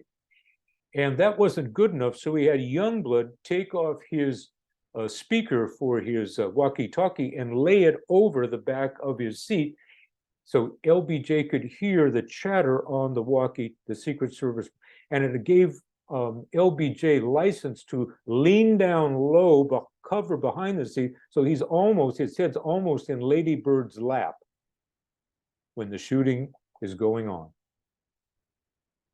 And that's where he's at in this image. He's got his head almost in Lady Bird's lap. Now, that's where this lecture, this presentation, this episode initially ended, but I continued to do a little more research on this photograph, and I've come up with some additional information that I call addendum here. And here it's still not full, and it's still a little cropped, but it's kind of a clear image here. I'll show it. There's something further to acknowledge about Alton's number 6 right here. Some of the photos that Alton shot that day were manipulated, were altered before they were widely published. And they were manipulated to hide damaging information. And this manipulation is likely to have occurred at Jaggers, Childs, Stovall, who had their office just a block or so away from James Alton's AP office. Now, you'll remember Jagger's Child Stovall, that's the CIA contract photo service. It's where Harvey Oswald worked for 6 months following his return from the USSR. Now, the most obvious manipulation is with the size of the printed image. It's been reduced to hide certain elements, and I'll get into that in a moment here. This is how we most often see that image, but this is not the full size of the negative. This is what a print of the full negative looked like. And this is what went initially out over the wire service that day. And one of the first people to receive this over the wire service looked at it and he said, somebody's been using some opaquing on this. They've been blacking things out. He spotted it immediately and said, we can't use this. And what's going on, and I'm going to use my cursor right here, and this isn't great. Here's the fire escape. Here's the custodian. Here's the custodian's office. Earlier, there had been someone looking out of here with a rifle that's now been opaqued out for this image. Over here are two bystanders who are holding cameras right here, and their cameras have been painted over, because if we saw people standing in a people in a photograph with cameras, we're essentially going to say, well, where's their photographs? We didn't want to know that photographs had been taken. And the other place that opaquing it took place was right back in here at the entrance to the school book depository. This has been painted over right here to hide the faces of people who are standing there. This is another image of it. This is what was printed in Look magazine. It shows that image a little better here, although the top has been cropped off of it here. We can see the opaquing that takes place. I'll use my cursor right here to the far left side. All this right where I'm circling the cursor right here, this is opaquing. This is opaquing right here of this person holding a camera. Here's the Texas School Book Depository. Someone painted that. And then in our window right there, up here in the upper right there. That's what they didn't want us to see. They forgot about what was going on back here with Lyndon Johnson's car. Oh, and also right here, they went in and put shadows over the driver, Greer, and over Kellerman, so we didn't see their faces. Remember, this is bright sunlight. Look at the faces on these two guys in the front seat of Queen Mary. That's bright sunlight. That's how both of these secret agents should be showing up. There's no shade over them. And they also took opaquing over the windshield of the presidential vehicle here in order to mask the bullet hole that's going through right where the cursor is at right here. There's a pencil-sized opening with cracking going around it. It's the entry of a bullet wound, and that's the one that hit the president in the throat. This is a detail of that opaquing going around Lovelady in the Texas School Book, the entrance of the School Book Depository there. And now I'll come back out to showing the image once again. This, I'll briefly say, this is Altgen's number 5. This is the one showing as they were making the turn. In this, I couldn't find a much better image than this that shows that the custodian in that catbird seat that he had up on that fire escape, he had a great view of what was coming toward him. Again, him up there. All right, I think I've worked that enough there. There again is that opaquing on the windshield right there. But here's the point I want to make. It's also apparent that 2 other photos that Altgen shot immediately following number 6 have been eliminated. The roll of film that Altgen's had would have been a roll of 12, but in the processing, only 7 show up. Number 7 has also been manipulated, but I couldn't find a good example of it to show here. But let me make the point of how this manipulation happened. The photographer, James Altgen, was not a party to this manipulation. he's taken these photographs, and this is at a time that he didn't have a cell phone. He had to hunt for a payphone. He immediately gets on a payphone and he lets them know back at the office what he's just been shooting. And he's going to get back to the office and get these processed and get up on the wire service so they can make some money on this. But as soon as he gets back to his office, people at his office who he's already given warning to, they take his film and camera from him and they tell him, you go on to Parkland Hospital with one of our colleagues here and you make out like a reporter and you report on the events there. Now, Elkins is not a reporter, he's a cameraman, he's a photographer, but they're going to take his camera away and make him into a reporter. And instead of him developing his own film, which he does day in, day out, printing every one of his negatives, and then putting those prints with captions out onto the AP wire service within an hour, which is what his job was, they send him off to Parkland Hospital, and they send this film off to Jagger's Child Stovall, and they manipulate that film. And those images that I've been showing you here won't hit the wire service until 3 hours later, long after UPI was already out there doing it. Okay, that's how the coup d'etat came down, and I'm going to stop the share here. I know I took a long time going with that, but it gives us a lot of idea of how things happened that day. So, what are you thinking? I think Clint Hill is still alive Clint Hill is still alive, yes. because he shows up every now and then on shows. Yep. Now, his story has changed a great deal. You'll learn a lot about Clint Hill and Paul Landis in this work here, because both of those gentlemen have been interviewed, as well as numerous other Secret Service agents like Vince Palmara. So we'll learn a lot about them, but their stories have changed over time. Mhm. Oh,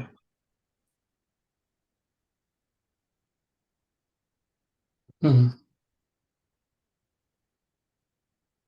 How many shots are you thinking? I think it's, I don't know the Were exact, fired? we don't know the exact number. The House Select Committee, because they had the audio tape of Dallas police officers' motorcycle that was stuck on, so it happened to record. And they were able, through that investigation, to determine definitively that there were 4 shots. And as a result of that, they then had to make the allowance, well, there had to be at least 1 gun, because there's no way that Oswald's gun could get off more than 3. But in fact, some of these shots are landing, almost simultaneously. It's presumed that some of the ammunition was underpowered and may even been using suppressors. We would use the term silencers today, so that we couldn't really determine the exact number of shots. We probably have an idea somewhere between 8 to 12 shots were fired at the limousine at that time. Gee, I never heard that before. Okay. And researchers, they contend among themselves.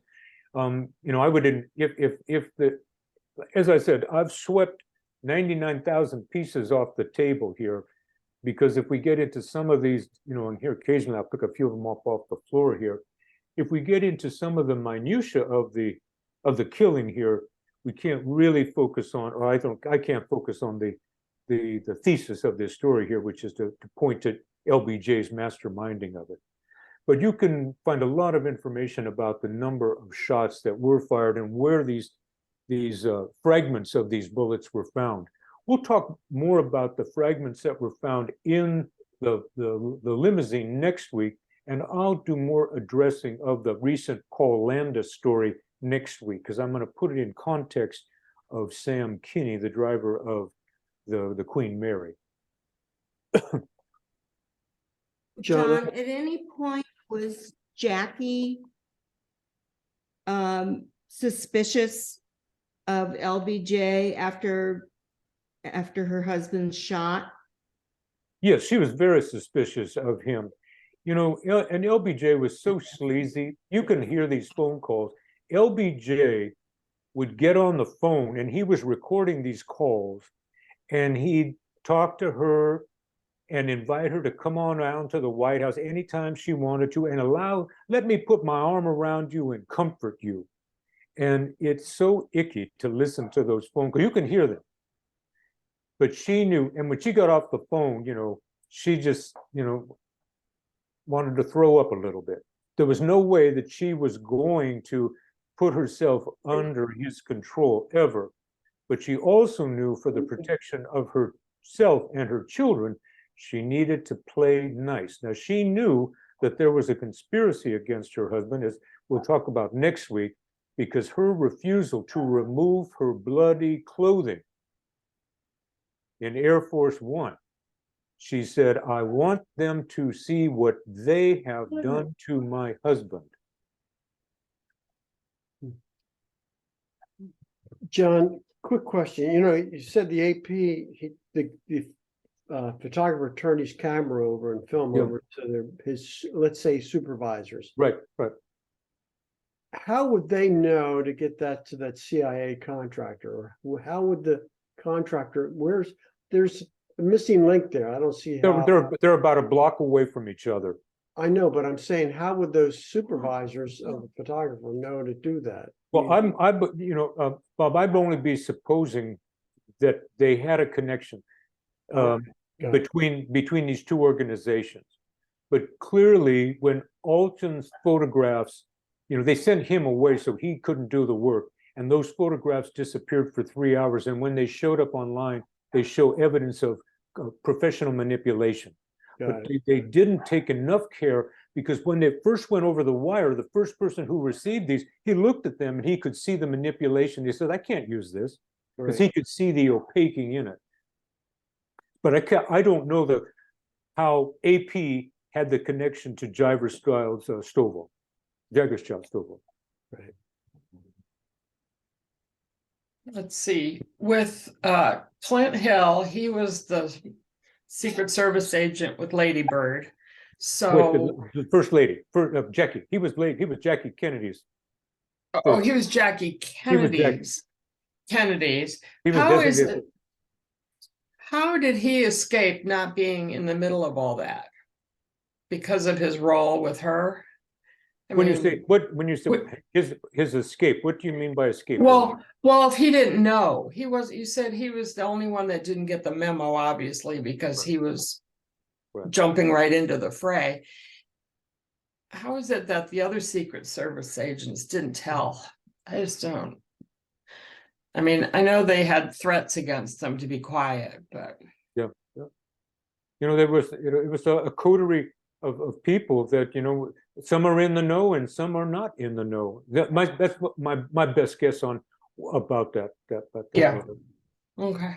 I think as I said, I think if I manage to get through this book, it's hard for me to get through this book because it is so infuriating to read it when you see the corruption of this the Secret Service in there. It's just hard to keep reading. I get so angry with it.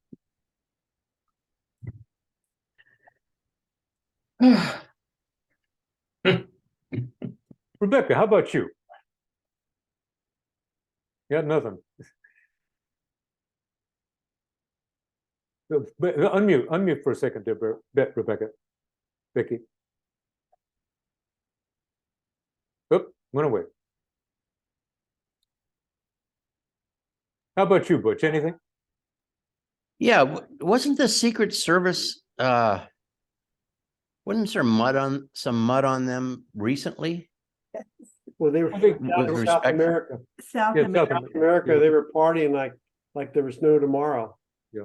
Remember that? They were caught. No. I mean, in the last 3 years, there was something about the Secret Service that they were dirty in something with respect to Trump, or I don't know what it was. I can't remember. The travel and their expensive reports. They were covering up women and booze. That's what that was. Yeah. No, it was something more nefarious than that. It wasn't just an administrative thing. It was something was going on with the Secret Service. Was it when Trump had COVID and they wanted to take he wanted to go out on that road ride, or was it when he wanted to go to the Capitol? I can't remember. It'll come to me about 3 in the morning. Be sure he calls Like it all up usually that does. number. We'll put, just write it down and save it for next week. That's all. You know, one other That's- thing, John, yeah. one other thing, just about the ballistics of it all. I find if let's say there were 6, 8 shots. Yeah. You say they were using suppressors, and the bullets are going subsonic at that point in time, Mhm. because, I still can't believe there wasn't parts of other bullets. If they were using that was it Kirkano? Well, the Kirkano was never fired. I know, but I'm just saying, but that one bullet that Secret Service agents supposed to has is from that round. Right. And it's pristine, and Right. We'll talk about that next week, but I think what happened, that bullet was fired from the alleged Carcano, but it was fired into a water tank. It Got it. never was fired into anything Yeah, 'cause resistant. yeah. It has would no just- markings on it. Right, it would just be, you'd have to see some, But changes. that was not, but I'll deal with this next week, Bob. That was not the bullet that was found on the stretcher.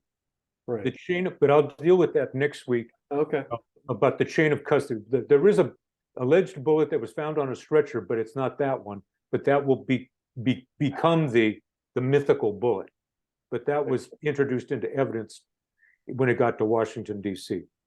well, the one, and I don't mean to be jumping ahead, but I did see in this video with the LBJ and all that, where the bullet that actually hit the grassy knoll, went up the hill, went by this gentleman's, he said he saw the grass go up. Yeah, and they go ahead. I don't know. I'm sorry for interrupting. No, go ahead.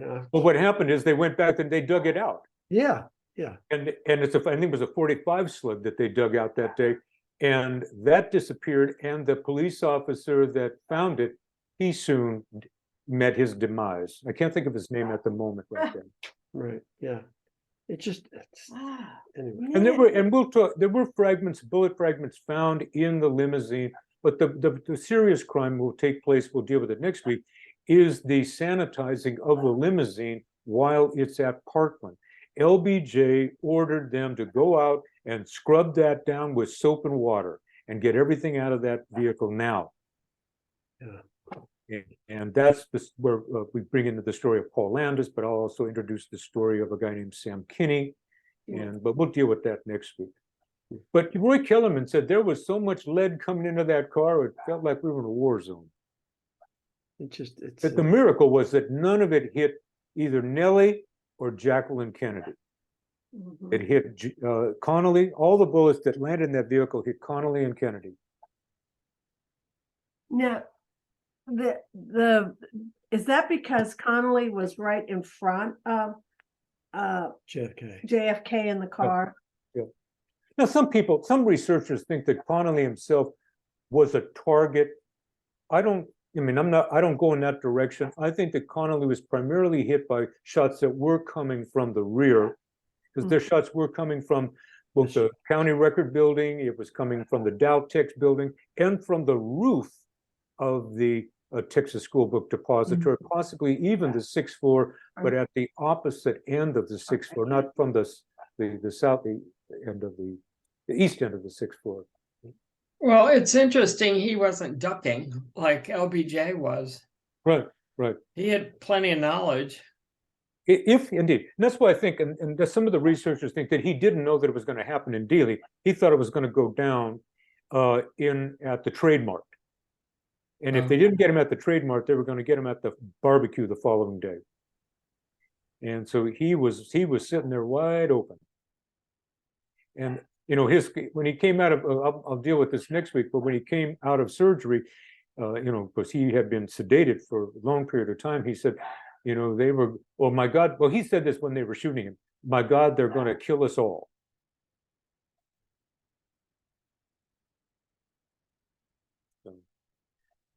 Well, I know that's a lot of information we've had today, something to digest upon. you'll have the opportunity when Sandra releases this recording, and I will include two links to watch and listen to in the show notes. One of them is to listen to Madeline Brown talk about her relationship with LBJ, so revealing.